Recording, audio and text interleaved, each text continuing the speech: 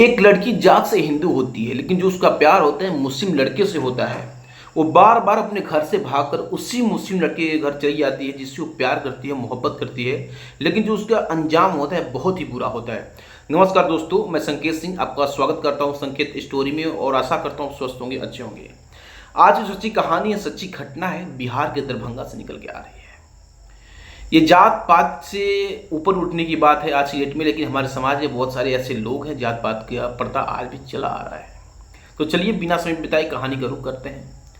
एक लड़की जो जिसका नाम होता है पूजा, वो जात से हिंदू होती है। और जो है मुस्लिम लड़की का नाम होता है, उसका नाम होता है सलीम। सलीम की उम्र लगभग 21 से 22 साल के आसपास होता है, लेकिन जो पूजा होती है वो 19 साल की होती है।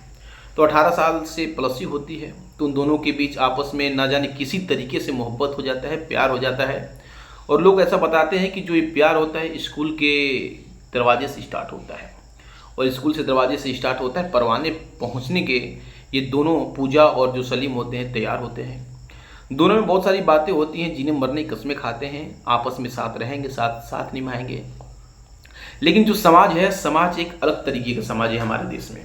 हिंदू मुस्लिम आज भी हमारे देश में है, जात पात आज भी हमारे देश में है। तो जो लड़की होती है मुस्लिम लड़के से बहुत ही ज़्यादा मोहब्बत करती है, प्यार करती है।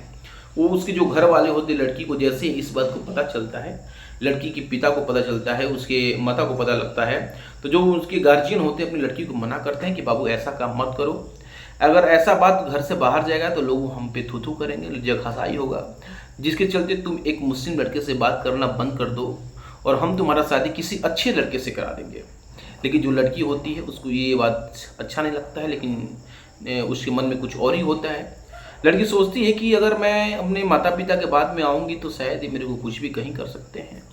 तो एक दिन 4 बजे का समय होता है भोर का, अचानक उठती है और उठ के सलीम के घर चली जाती है। जब घर वाले उठते हैं सुबह का 5-6 बजे उठते हैं तो अपनी बेटी को खोजते हैं, तो बेटी नहीं मिलती है। तो उसकी माँ को पहले से ही पता होता है कि जो ये लड़की पूजा है मेरी, इसका घंटों बाद सलीम से होता है। जैसे ही वो घर में नहीं होते तो फ़ौरन सलीम को फ़ोन लगाती है। तो पता चलता है कि जो उसकी बेटी है वो सलीम के घर है।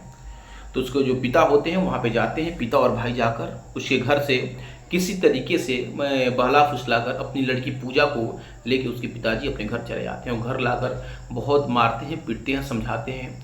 लेकिन जो लड़की होती है उसके मन में कुछ और ही कसक होती है। न जाने उसको किस प्रकार का गुस्सा होता है कि शायद उसको भी नहीं पता होता है।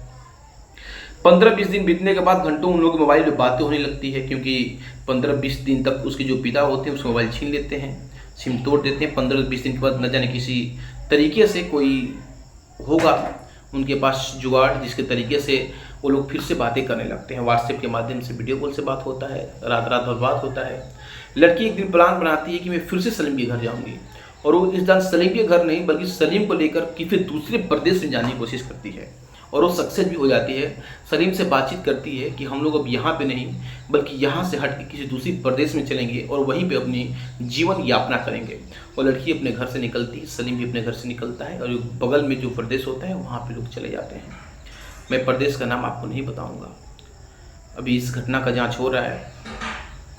जैसे ही लड़की घर से निकलती है तो घर में हाहाकार मच जाता है, क्योंकि भाई किसी घर से लड़की जाती है तो हाहाकार तो मच ही जाएगा। उसके बाप भाई खोजने लगते हैं, तो पहले से ही सलीम पे शक था, जो सलीम को पता करते हैं तो सलीम भी नहीं है, उसके घर वाले भी खोजने लगते हैं। तो बाहर का जो डोर होता है, उनके घर का बाहर का डोर होता है, वहाँ पे लोग पहुँचते हैं। जो जैसे ही बेल बजाते हैं तो जो उनकी लड़की होती है पूजा, खोजते खोजते वहाँ पर पहुँच जाते हैं कि सलीम इसी घर में रहता है। जब वहाँ पे जाते हैं, डोर बेल बजाते हैं तो लड़की बाहर आती है। जैसे ही लड़की को देखते हैं तो उसके पिता पकड़ लेते हैं, लेकिन जो उसकी माँ होती है फुट के रोने लगती है। और वहाँ पे बहुत ही ज़्यादा बड़ा बवाल होता है, सोशल मीडिया भी वहाँ पे आ जाता है, उसके भाई भी होता है। अब एक तरफ लड़का होता है, एक तरफ लड़की होती है, और दूसरी तरफ उसका भाई होता है, और तीसरी तरफ पूरे समाज होता है। जब मीडिया वहाँ पे कवरेज करती है तो जितने लोग होते हैं उनके काने सुनी के सुनी रह जाती है। वो लड़की से पूछते हैं तुम किसके साथ रहना चाहती हो, तो लड़की जो बोलती है कि मेरा आशिक, मेरा प्रेमी, मैं सलीम के साथ रहना चाहती हूँ। तो रिपोर्टर पूछता है कि तुम तो जात की हिंदू हो, लेकिन ये जो तुम्हारा प्रेमी है जात का मुस्लिम है, इसके साथ तुम कैसे रह सकती हो।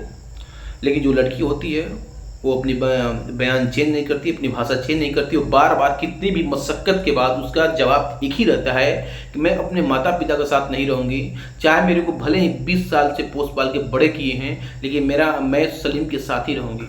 तो शायद जितने लोग होते हैं सोचते हैं कि आज का परिवेश कहाँ जा रहा है। फ़ौरन वहाँ पे पुलिस पहुँचती है और जो उसके प्रेमी होते हैं सलीम और जो उसकी पूजा होती है, उन दोनों को कुछ दिनों के बाद कोर्ट में शादी करने का आदेश मिलता है। आगे की जो कार्रवाई होती है पुलिस अपने तरीके से करती है, लेकिन जो एक माता पिता की इज्जत वहाँ पे तार तार होता है, समाज देखते जगहसाई करता है। ये घटना किसी पर भी हो सकता है। मेरा ये घटना बनाने का मतलब किसी की भावनाओं को ठेस पहुंचाना नहीं, किसी को आहत करना नहीं, बल्कि आपको जागरूक करना है। अगर किसी की भावनाओं को ठेस पहुंच रहा है तो मैं उससे हाथ जोड़ के माफ़ी मांगता हूँ। नमस्कार।